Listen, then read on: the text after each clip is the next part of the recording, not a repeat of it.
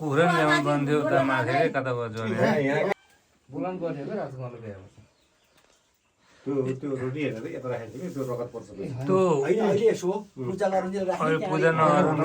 कुरा काट्ने बासी हटाइदिनु होइन कान्छी दिदी यहाँ छाउन्जेल आउँथ्यो त्यो चाहिँ जसले खायो त्यतै पछि लाग्यो घर घर यो आउनु पर्यो आमदाम पर्दैन थियो त्यस्तो त्यो 8 भाइ भनेको चाहिँ 8वटा यसलाई कुखुरा पनि 8वटा काट्ने हो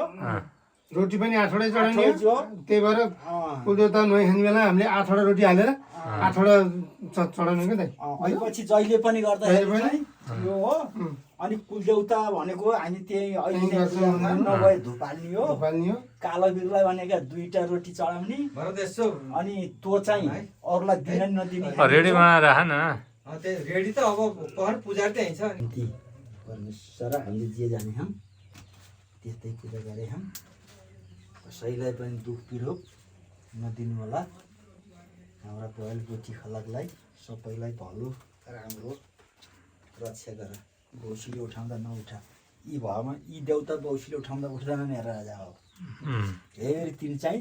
जति देखिने हेराउन जाँदा तिनै हुन् हामीलाई चाहिँ दुःख दिने भने यी देउताले कहिल्यै अनि हाम्रो एउटा भाइ बहिनी पनि छन् तिनलाई चाहिँ पूजा गर्ने हो नि सुँगुरले गर्न पर्ने हो अरे तिनको तरिका जाने होइन है बाबुको जानुमा आउँथे ती भाइ बहिनी ती आएपछि त खोताल्ने चाहिँ त्यो गर्ने तिनलाई चाहिँ धुप र ऊ मात्रै गरिन्छ हामीले चाहिँ यो चाहिँ हाम्रा कुलदेउता भाइ भैरुङ 8 भाइया कालाबीर यसरी लास्टमा चाहिँ कालाबीरलाई लास्टमा चाहिँ यसरी चाहिँ दिइन्छ पूजा चाहिँ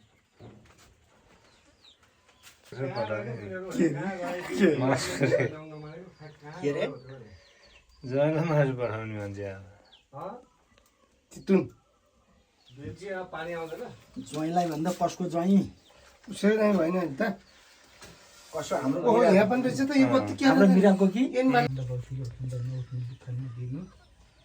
तै पनि चाहिँ बाबुलाई सँगै हुँदाइरहन्छ अहिले जहाँ हेर्दा पनि तिमी त्यो दिनमा है के हो हाल भन्न नि दुःख देऊ परमेश्वर हामीले जस्तो जान्छौँ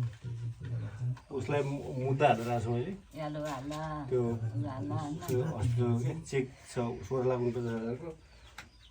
के अरे 31 भनेर